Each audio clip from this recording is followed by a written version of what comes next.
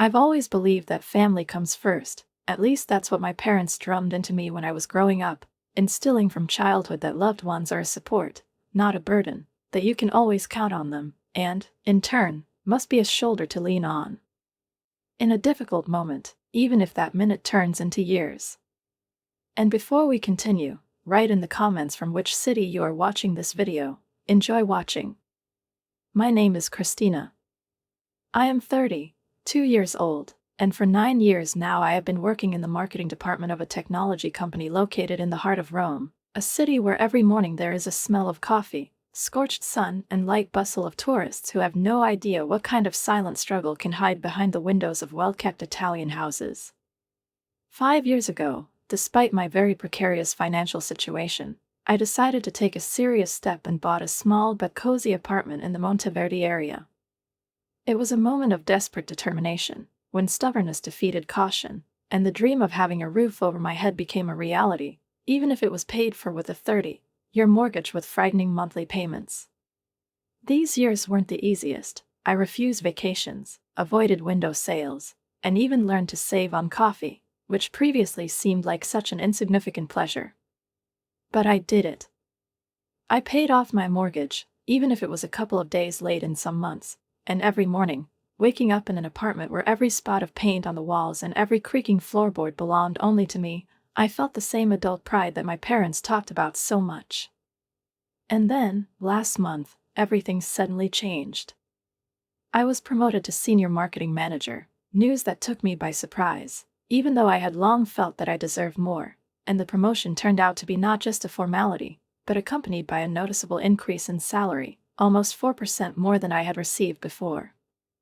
When the HR director told me the number, I involuntarily asked her to repeat it, not out of disbelief, but because something strange, almost childish, flashed through me. Was I finally appreciated? But the first thought was not a trip to Paris, not a wardrobe upgrade, or even a dinner at a fancy restaurant with friends, but a mortgage. Yes, the one that poisoned my dreams and made me flinch at every message from the bank. With this increase, I could have paid off the debt much faster, even shortened the term by almost 3 years, if I had been disciplined enough, and the thought that I might become debt-free before I was 40 was truly intoxicating. I imagined walking into my apartment knowing that it belonged to me entirely, without reservations or banking conditions, and I was filled with glee. Without hesitation, I decided to have a family dinner with my parents to share the news. Mom happily agreed to cook her famous roast, Dad promised to get good wine, and Rita and her husband, Amerigo, said they would arrive a little later because he had a meeting. The evening promised to be warm and joyful, and even though I was tired during the day, I felt light, as if early summer had settled in my soul. When we finally sat down at the table, I shared with joyful trepidation that I had been promoted. Mom immediately served me a huge portion of mashed potatoes and said tenderly, "That's great, honey." Dad raised his eyebrows. "How much do they pay you now?" I announced the number, and their eyes widened. "Fantastic," he said, raising his glass. We clinked glasses, and for a moment I felt truly successful, as if everything I'd done over the years, every rejection, every compromise, finally made sense. I started talking about my plan, to spend almost all the increase on the mortgage, be aggressive, as the consultant said, and pay off the debt in full in 18 months. The silence that followed was alarming. Mom and Dad exchanged glances. Rita put down her fork. "Is this really the best use of your money?" my mother asked quietly. "What do you mean?" I asked, confused. Dad cleared his throat. "Well, you're already paying on time. Maybe we shouldn't be in such a hurry," he remarked. "Yes," Rita intervened, twirling the ring, "Amerigo and I are having difficulties right now. His commission structure has changed, and it's hard for us to pay rent. It would be great if you could help a little." I stared at my sister. "Do you want me to pay your rent?" I said slowly, not believing my ears. "Just until it gets better," she said calmly. "And Dad and I," Mom added, "are thinking about replacing the car. The bills are growing. If you could just a little bit." I could barely contain my anger. Wait a minute. I just told you that I got a promotion, and your first thought is how to spend my money? Don't be selfish, Christina, Rita snapped. That's what family means. We help each other. I'm already helping. My voice was shaking. I send you $600 every month for communal services. I gave you $10,000 for the wedding. How can this be selfish? I heard, feeling an alarming wave of bewilderment and irritation rise in my chest. The wedding money was a gift, Rita said dismissively, looking away and pretending that the topic was too banal for her to deserve any serious discussion. And the money for utilities, it's just basic support for our parents, she added in a tone that conveyed self-reliance and the habit of taking someone's help for granted. We are now talking about new needs. I took a deep breath, suppressing the urge to immediately get up from the table and leave, trying to speak calmly, looking into the eyes of each of them. I understand that everyone has needs, I really do, and I don't think any of us live without difficulties. But I have goals, I have a dream. I've been waiting for so many years for the moment when I could bring it closer, and now that it's here, it's really important for me not to miss it, and my words seem to hang in the air, filled with sincere despair and longing for understanding. So your apartment is more important than your family? My father asked with a slight note of bitterness in his voice, staring at me intently over the top of his glasses, and although there was no open hostility in his intonation, I felt disappointment hidden in these words, as if he no longer recognized me as the daughter he considered selfless and devoted. That's not what I'm saying, I hurriedly replied, feeling my cheeks flush with embarrassment, resentment, and growing impotence. I'm saying that I need to take care of my financial security, because only when my mortgage is fully paid off will I get that freedom, flexibility, which will allow you to help you not sporadically, but really steadily, if you ever need it. Mom sighed dramatically, putting her fork on the edge of her plate, as if she were drawing a line with this gesture. I think we know where we are. The rest of the dinner passed in painful silence, where every glance seemed to be condemning, and every movement was emphatically cold. I was chewing on a roast that usually seemed perfect to me, but that evening it seemed to have become tasteless, like cardboard that has neither flavor nor joy. As I drove home, in the silence of my car, illuminated by the dim light of the streetlights, I felt a contradictory mixture of guilt and bitterness, asking myself the same questions over and over again. Was I selfish? Was my dream of debt relief unworthy compared to the needs of others? The internal dialogue became more intense, like an argument between two voices, one of which insisted that family was above all, and the other, with quiet determination, reminded me that my future and my safety also mattered. And yet, despite my doubts, deep down I knew clearly, almost with frightening certainty, that I had to stick to my plan, because no one but me would build my life the way I wanted it to be. 3 months have passed since that uncomfortable dinner, and during that time I have made serious progress in paying off the mortgage. Each additional payment brought with it not only relief, but also a sense of inner triumph, as if each step brought me closer to a new version of myself, more free, confident, calm. However, against the background of this personal uplift, the family situation became increasingly tense. Calls from parents became almost predictable. Christina, the water heater is malfunctioning, or your father needs new glasses. He doesn't see the fine print at all. Rita's messages were even more insistent and more frequent. Twice a week she shared her financial emergencies, and after she was demoted at work, allegedly for not meeting deadlines, her and Amerigo's affairs, according to her, deteriorated to the limit. I kept sending money because part of me felt responsible, duty, and almost automatic dedication, while the other part, increasingly tired and disappointed, hoped that my efforts would at least be recognized. But there was no confession. The thanks became shorter and more formal, the requests, on the contrary, more direct, more rigid, as if my participation was no longer perceived as generosity, but as a self-evident obligation. And so, one Tuesday evening, my phone vibrated. A new message from Rita. My birthday is this Saturday at Amerigo's mom's house, at 1800 hours. Bring a nice present. Here's the address. I stared at the screen for a long time, digesting her tone, and despite my first impulse to ignore the message, I decided that maybe this was a chance to establish a relationship, especially considering that I hardly knew Amerigo's family. At the wedding, a year ago, everything passed so fleetingly that only flashes remained in my memory. Toasts, dancing, Rita's impeccable styling, and his mother's restrained smile. Vanessa, Amerigo's mother, had a reputation for being picky, as Rita herself put it, which was actually a diplomatic euphemism for judgmental and controlling.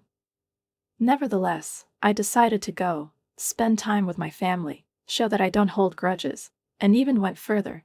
During the lunch break on Friday, I went to one of the designer boutiques in the center and bought Rita a handbag that she had been eyeing for a long time, with a thin strap and the logo of a famous brand.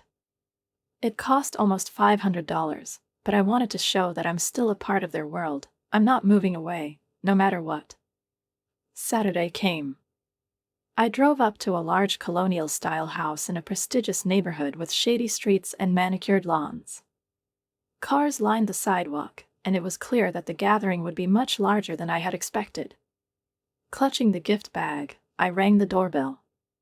It was opened by a woman in her 60s with a straight posture and a well-defined face. "You must be Christina," she said, looking me up and down. "Rita's sister." "Yes, it's me." "Nice to see you again, Vanessa," I replied, trying to smile and be pleasant. She nodded briefly and motioned me inside. The living room was full of people. I immediately noticed my parents talking to a couple I didn't recognize, and Rita, beaming surrounded by her friends, while Amerigo stood a little apart, along with his father and sister. I had barely taken 3 steps into the room, having just crossed the threshold and looked around, when Vanessa's voice rang out with such suddenness and volume that several people who had been talking animatedly nearby abruptly stopped, staring in our direction. "Stop, Christina, I wanted to ask you something," she said, not restraining either the tone or volume of her voice, as if deliberately trying to make her words heard by everyone present. "Why do you refuse to help your sister financially when you obviously have the means to do so?" The room instantly plunged into tense silence, as if the air in it had thickened, and the eyes, like invisible arrows, rushed in my direction. I felt my face heat up, a mixture of embarrassment, confusion, and anger that suddenly rose in my throat so quickly that I could barely contain myself from flaring up. "I'm sorry," I began, trying to keep my voice level, "but Rita tells me that you got a big promotion," Vanessa interrupted, and her words, flying over the heads of the guests, sounded almost like an accusation. "But at the same time, he and Amerigo are struggling to make ends meet, trying to pay the rent, and you're not offering to help them. I find that, well, interesting." I shifted my gaze to Rita, expecting her to step in, say something, clarify the situation, protect me, or at least try to smooth over the awkwardness, but instead she suddenly began to stare desperately at her phone screen, as if it held the answer to all the questions of life. "I'm really helping Rita," I said, suppressing the tremor in my voice with difficulty. "I've sent her money several times in recent months, and not just to her. I regularly transfer money to our parents. I help as much as I can." Vanessa grinned, cruelly, almost disdainfully. "You could easily cover their entire rent if you wanted to," she said with such confidence, as if she knew all the details of my budget, "but instead you're saving up to pay off your apartment ahead of schedule. Very selfish behavior." Her words made my stomach drop, and I felt as if I'd been slapped in the face, loud, humiliating, and unfair. I looked around, looking for at least one ally, but all I saw was how my parents lowered their eyes to the floor, not daring to speak up, not daring to utter a word. Several of the guests started whispering to each other, casting brief, disapproving glances in my direction. I wanted to turn around and leave, just take my bag and disappear without saying a word, as if I had never existed, but at that moment Rita ran up to me, grabbed my hand and whispered, "Please don't leave. This will only make the situation worse. People will start asking questions." My parents immediately joined her, and my mother hurriedly whispered, "Stay, Christina. Don't make a scene." I stayed. Swallowing the resentment, anger, and that rising wave of powerlessness that was beginning to suffocate me from the inside out. The dinner that followed this incident was unbearably painful. I sat in silence, barely touching my food, occasionally responding to requests, trying to look unperturbed. When it came time to present the gifts, I got up, walked over to Rita, handed her a handbag wrapped in designer packaging, and smiled tightly, as if everything that was happening was just a formality. "Oh, how cute," Vanessa commented with exaggerated playfulness, without waiting for Rita to unpack the gift. "I know you earn enough to buy her something really special." Several of the guests nodded their approval, making no secret of their agreement with her words. My parents looked at each other and also, almost automatically, nodded, and this silent betrayal, their silent solidarity with the condemnation of others, hurt me more than any words, because at that moment I realized that in their eyes I was no longer the one I had been trying to be for so many years. Rita sighed, ostentatiously, theatrically, as if reading a line from a play, and said, "Not everyone understands the importance of helping a family, a family." Her voice sounded calm, but her intonation was clear. "This is a reproach. This is a reproach. This is a stone in my garden." I sat stunned by their collective audacity, unable to understand exactly how a situation where I was sacrificial and supportive turned into an accusation against me. For the next hour, I hardly spoke. I took the food in silence, answered briefly if I was addressed, and as soon as the opportunity presented itself, I slipped out of the front door without saying goodbye to anyone. The road home passed through a veil of tears, not self-pity, but rage, pain, and inexpressible alienation. Days passed, and then weeks, and no one apologized. Neither Rita nor her parents, nor, of course, Vanessa, as if that evening did not exist at all, as if everything that happened was fictional, illusory. But it was there. And I couldn't stop thinking about it, replaying the scenes over and over again, feeling like every time I was determined not to let them treat me like that anymore. The following Sunday, my parents invited me to their usual family dinner. I almost refused. My heart sank at the very thought of being back in that atmosphere, but something inside told me that this might be a chance, an opportunity to say something that had been brewing in silence for a long time. "Rita will be there too," Mom added softly. "I've arrived." Rita and Almerigo were already sitting at the table, her face impassive, as if nothing out of the ordinary had happened.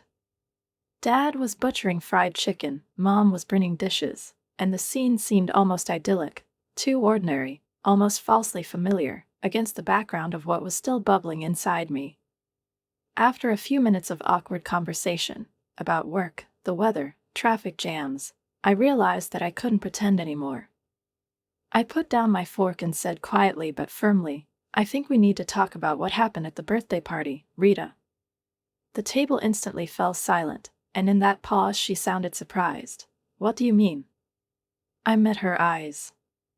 "I'm referring to how Vanessa publicly humiliated me by accusing me of not helping you financially. And the way none of you, not you, not Mom and Dad, even tried to intercede." Rita gasped, theatrically, loudly, as if my remark was not just words, but a slap in the face inflicted in front of the whole family. "Don't you dare insult my mother, in-law," she said with emphasis, darting a sharp glance at me. "Vanessa was just telling the truth." "You're being selfish, Christina." Almerigo, who had been silently chewing on a piece of bread, nodded without taking his eyes off his plate, as if even looking at me was a burden to him. "My mother sees right through you. You only care about yourself and your stupid apartment." These words cut to the heart no worse than public accusations at a birthday party. I turned to my parents, hoping to at least hear words of support, comfort, or, at the very least, justice from them, but all I saw was embarrassment, confusion, and anxious avoidance of gaze. "Well, dear," Mom began, nervously shifting the napkin from one knee to the other, "you've been more focused on your mortgage lately than on your family obligations." Dad added in a strangled voice, as if he was ashamed to say it out loud, but he felt he had to. "It's true." I stared at them, at these people who once held my hand when I was afraid of the dark, taught me how to tie my shoelaces, took me to school, comforted me after the first failures. They were no longer the parents I knew. At that moment, a cold, almost physical clarity gripped me. There was no support, No understanding, no unconditional love in front of me, only expectations, demands, accusations, and the eternal, you must. I think I need a break, I said, standing up, feeling my knees shaking. From all of you. The next few months flew by rapidly, as if time had sped up, hiding my emotions under a layer of work deadlines, business meetings, and daily routine. I stuck to my plan by making additional mortgage payments, sometimes reducing my own expenses almost to a penny, but with each payment order I felt the heaviness that had settled in my chest for a long time disappear. The balance was decreasing, and finally, I clearly saw the light at the end of the tunnel, not illusory, not abstract, but quite real, tangible. My relationship with my family remained distant, almost formal. I continued to transfer my parents $600 a month for utilities, because old obligations could not be erased from memory even by the coldness of their words, and from time to time I sent small amounts to Rita when she wrote, but our communication was now dry and businesslike, like between a client and by the bank. No Sunday dinners, no heart-to-heart conversations with my mom, which used to help me cope with anxiety, no attempts to explain myself. And then one day, on a serene Tuesday morning, I opened my mail and saw the letter I had been waiting for so many weeks, an electronic confirmation of the last payment. At first, I reread it 3 times, not believing my eyes, as if fearing that it was a mistake. But it was true. Your payment has been successfully processed. Mortgage balance, €0. I stared at the computer screen, hardly believing that it had finally happened. From that moment on, the entire apartment, every square meter of it, 1,100 feet of freedom, really belonged to me. No debts, no chains, no invisible anchors. Just silence, just space, just me and my new beginning. I wanted to celebrate this event, and despite everything that had happened, despite the pain that had not completely subsided, my first thought was to share it with my family. Maybe this moment could become a bridge spanning the gap that had so abruptly arisen between us. I called a restaurant in the center of Rome, stylish, elegant, overlooking the river, and booked a table for Saturday evening. When Mom picked up the phone, I said, trying to keep my voice calm, but there was still excitement in it, "Hi, Mom. I have good news. I would like to celebrate with you. I paid off the mortgage." "Oh, that's wonderful, darling." She replied in a tone I hadn't heard in so long. The joy was sincere, warm, and for a moment I almost felt the ice between us break. "I would like to invite you and Dad to dinner at Giovanni's on Saturday. And, Mom, could you tell Rita and Amerigo that they're invited too?" There was a short pause, a silence that lasted a second longer than it should have. "Of course," Mom finally said, "I'll tell them." Saturday came quickly. I came to the restaurant a little earlier than planned. I wanted to prepare everything, check the details, make sure that the atmosphere would be appropriate. The hostess led me to a cozy table in a quiet corner. The place was ideal for a family dinner. I ordered a bottle of champagne, which I intended to open when everyone was ready. My parents were the first to arrive, both dressed for the occasion and looking smart, albeit a little tense. We hugged briefly, awkwardly, but still for real. Their smiles were gentle, without the usual shadow of judgment. But then the door opened again, and I instinctively turned my head and froze. Rita and Amerigo were followed by not just a couple, but a whole retinue. Vanessa and Richard are Amerigo's parents, followed by a woman with the same pointed chin as his, whom I remembered from his wedding, probably his sister, with her husband and 3 children, loud and excited, as if they were going not to a restaurant, but to a New Year's fair. Rita came up to the table with a smile that made me feel cold. She sparkled, as if everything that was happening had been planned in advance, and she didn't see anything strange in it. "I hope you don't mind the extra guests," she said casually, almost cheerfully. "This is my family now, so I decided that they should be here too." I sat stunned, unable to utter a word, while Sister Amerigo deftly organized the waiters to rearrange the tables and add seats. Vanessa nodded at me across the table, not even deigning to greet me.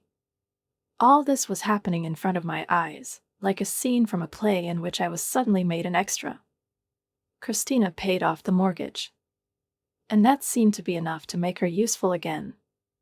Rita announced with the same casual self-assurance with which children exclaim in games, as if it were a small matter and not a subtle manipulation of the situation. She can afford to be more generous now, so everyone orders what they want. After these words, the table seemed to explode with animation.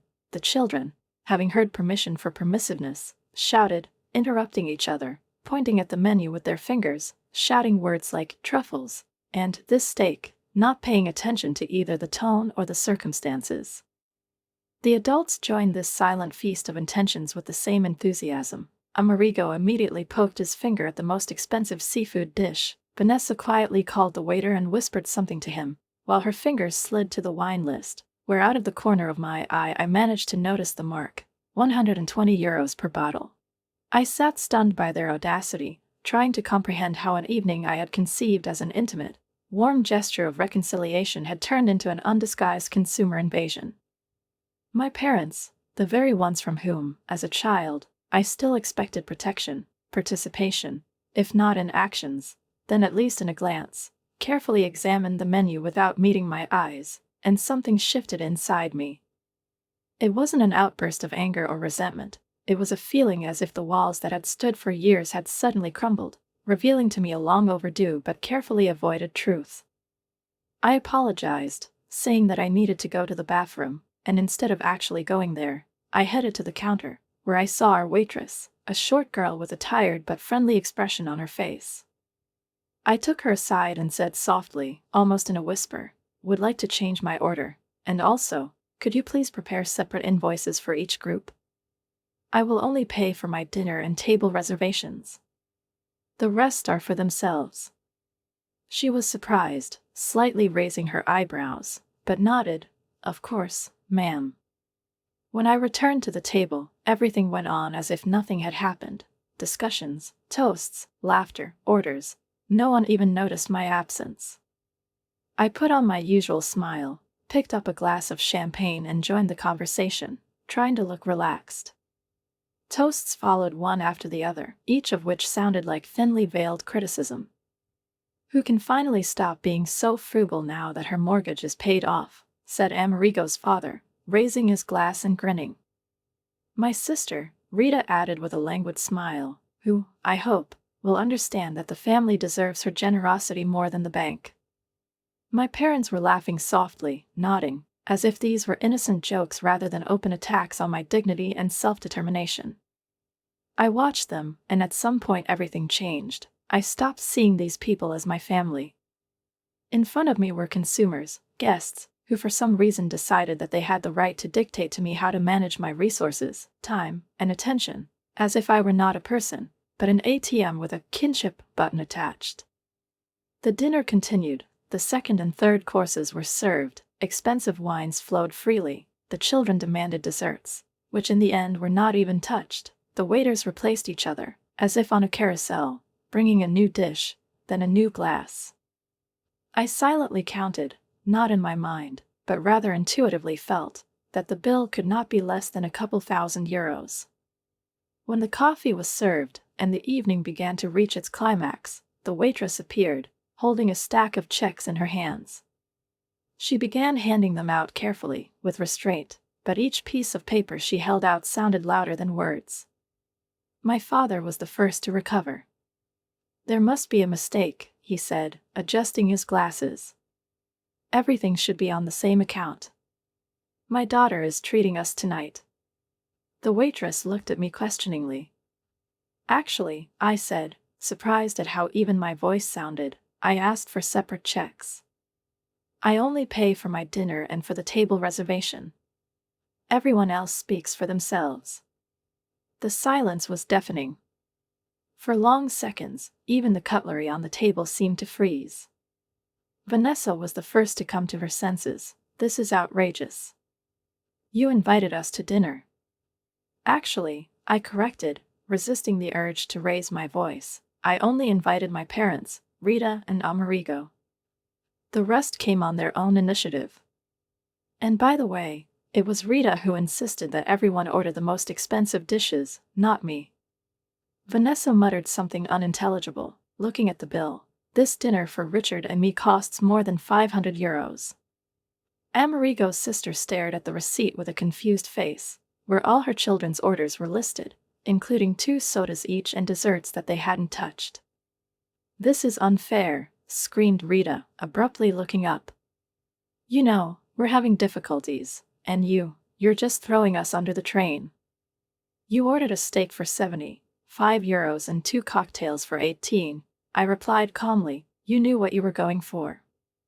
I took out my credit card, put it on a saucer with my own receipt and handed it to the waitress. Everything is ready. Tension hung nearby, like before a storm. Christina, you can't do this, my mother hissed, her face burning with shame and anger, but more from the fact that I, in her opinion, humiliated them in front of the guests than from the realization of the injustice of the situation. Actually, I said, looking her straight in the eye, I can. And I stood up, turned to the waiter, and said loudly enough that not only she, but every person at the table, every one of those who so easily allowed themselves to take my work, my success, and my money for granted, heard every word. Please make sure they pay everything. Bills don't let anyone go without paying. And without waiting for a reaction, without casting a parting glance at any of the stunned faces, I left the restaurant, leaving behind not a festive dinner, but a real chorus of angry protests, confused attempts to justify myself, pleading, please, uttered too late and too insincerely. My phone started vibrating with incoming messages even before I got to the car. I saw the screen flash, name after name, one after another, as if an ionized storm of kindred panic was trying to break through the glass, but I ignored everything, and when I got home, I turned off my phone, plunging into the silence I had dreamed of returning to for so long, and slept better that night than I had in the last few years.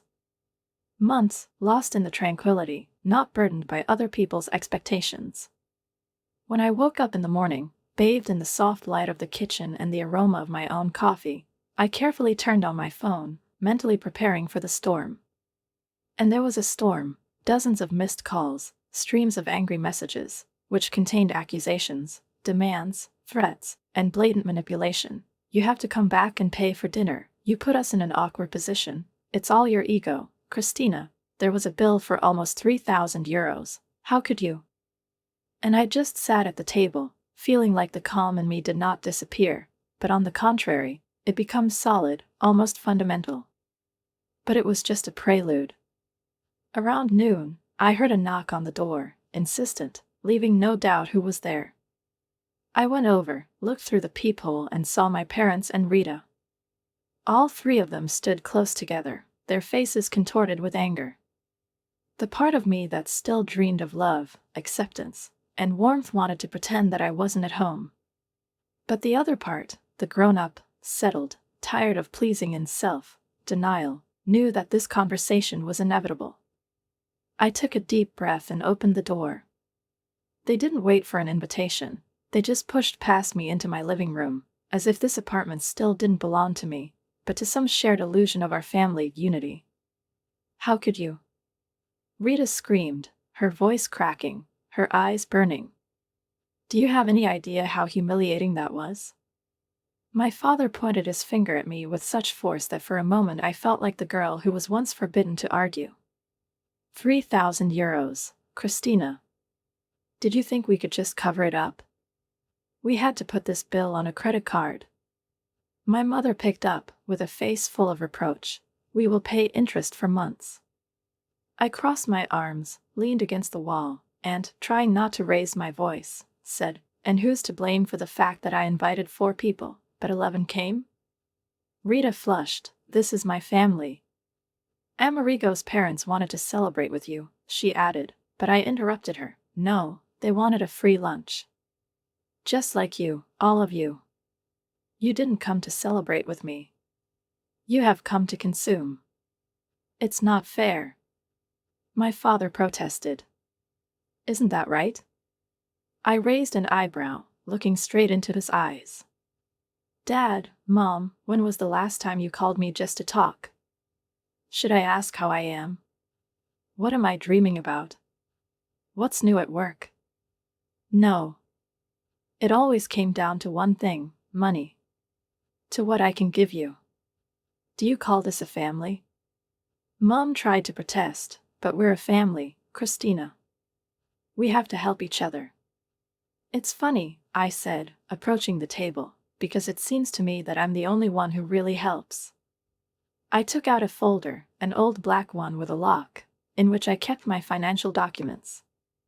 I kept records, you know. Over the past year, I have transferred to you, Mom and Dad, more than 10,000 euros, not counting monthly utility costs. And for you, Rita, I transferred almost 15,000, including wedding expenses. They looked at me in silence, for the first time in the entire conversation. Their faces reflected not anger, but surprise, even a slight shame. And that's all, I continued. It's never been enough. I'm paying for communal services. You're asking for a new car. I'm paying for the wedding. You're asking for rent money. I invite you to celebrate my success. You come with a crowd of uninvited guests and demand that I pay for dinner. You're turning everything around, Rita whispered through her tears. We are in a difficult situation. Amerigo's job is unstable, and my salary has been reduced. And you're sitting here in your paid apartment, as if nothing is happening. In the apartment, I interrupted, which I paid for myself. Not a single penny came to me for nothing. I worked, saved, and denied myself everything to achieve this. And all this time I have continued to help you. To help. Not to sponsor. And now you want me to pay again. The father sighed loudly. You have to make up for last night. And apologize. In front of everyone. Especially in front of Vanessa and Richard. I couldn't stand it and laughed, not from joy, not from irony, but from impotent rage locked in my chest for months. Apologize? In front of a woman who allowed herself to insult me in my own celebration? To those who turned my evening into an exhibition of demands and manipulations? No. That's not going to happen. So you're just going to let us drown in debt? Rita's voice rose to a scream again, and there was no desperation in it, but stubborn, rigid expectation. You created this debt, not me, I said calmly, not raising my voice, but with that inner stability that comes only after many years of patience, when you finally allow yourself to be honest. And since we're talking about debts, I continued, looking straight into my parents' eyes, and then looked at Rita, I've decided that starting this month, I won't be sending 600 euros for utilities anymore. And, Rita, no more financial injections for you, no temporary transfers, no emergencies, no handouts under the guise of support. The shock reflected on their faces might have seemed funny to me at another time, almost theatrical, if it hadn't been so bitter and sad, because in fact it wasn't born out of the pain of losing a relationship, but only out of disappointment that the source of money had disappeared. You can't do this, Mom gasped, as if I'd suggested something unnatural. I can. And I'm doing it, I replied calmly and decisively, went to the door and opened it, letting the cool morning air remind everyone that they were guests, not the hosts in my life. I think it's time for you to leave. We're not going anywhere until you agree to pay us. Rita barked, clutching the armrest of the sofa as if it could keep her in the house against my will. Then here's a choice for you, I said, taking out my phone. Either you leave voluntarily, or I'll call the police and report intruders in my house. Your choice. After they left, offended, angry and humiliated, slamming the door so that the windows shook, I sat down in the silence of the living room, feeling not anxiety, not remorse, but a long-awaited, liberating calm. I blocked their numbers in my phone, completing this act as the last page of a chapter that should have been closed long ago, then slowly, with pleasure, poured myself a glass of wine and raised it alone, as a toast to my new beginning, a life without manipulation, without financial pressure, without the toxic game of guilt and debt. It was an evening of silence, where the only voice was my inner certainty. Now I belonged to myself. The next 2 months were surprisingly peaceful. Without calls, without complaints, without emotional storms, I only occasionally heard rumors from conversations with mutual acquaintances. My parents, as it turned out, did not waste time spreading stories about what a greedy, ungrateful, cold daughter I was, and Rita complained about her terrible sister, who had betrayed the family for the sake of some money. Of course, it hurt at first, but every day I felt their words lose their power, like poison that has lost its toxicity. Their opinion no longer had any power over me. I redirected the money that I used to send to my family for investments and started forming my own travel fund, which I always saved for later. And this summer, I finally went to Portugal, alone, without looking back, without a schedule, without fear. It was the trip I'd been dreaming about for years, but I postponed it every time due to family obligations or mortgage payments. There, among the ocean winds, in the narrow streets of Lisbon and on the sandy beaches of Sintra, for the first time in a long time I felt that I was living not just for survival, but for myself, for my feelings, tastes, desires. I started dating again, joined a travel club, and talked to people who didn't know my family, but knew the real me, Christina, not a purse, not an obligation, not a sacrifice. I even started volunteering at a financial literacy program for young people, passing on my bitter experience to those who are just starting to build their adult lives.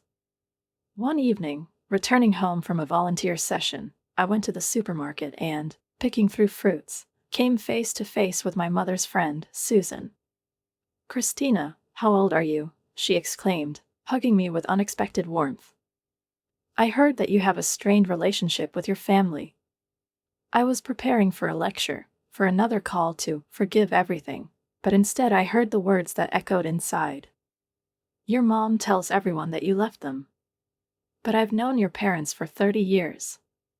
They always expected others to solve their problems. Well done for setting boundaries." She squeezed my hand, and this short episode was an unexpected but important confirmation. I'm not crazy, I'm not cruel, I'm not selfish. I am a man who has finally stopped letting himself be taken advantage of. About a week later, I found a letter in my mailbox, a real handwritten letter, not an email message, not an urgent complaint in a messenger. On the envelope was Rita's handwriting. My first impulse was to throw it away without even opening it, but something about that gesture struck me as too theatrical. I opened it. "Christina, it's all started. Amerigo and I are getting divorced. His mother convinced him that I wasn't good enough for their family. It's funny, isn't it? Do you remember how we talked at your dinner? I've been thinking about how we treated you. I won't ask for money, not out of pride, but because I understand how wrong we were. I'd just like to talk. Someday. If you want to. Rita." I folded the letter carefully, without tearing, burning, or throwing it away. I put it in a drawer, not as a forgiveness, but as an opportunity. Maybe one day, when the words family and support become something real for us again, and not an instrument of pressure, we will be able to start all over again, only not on the terms of duty, but on the basis of mutual respect. As for my parents, I heard from friends that they moved to a smaller house, where they could afford it. Where, finally, their lifestyle matched their income. And although a part of me felt a little sad, the other, a big, grown up, honest one, felt relieved. They finally took responsibility for their own finances. As they should have. As they always should have. Write a comment on what you think about this story and don't forget to subscribe to the channel and like it. See you soon.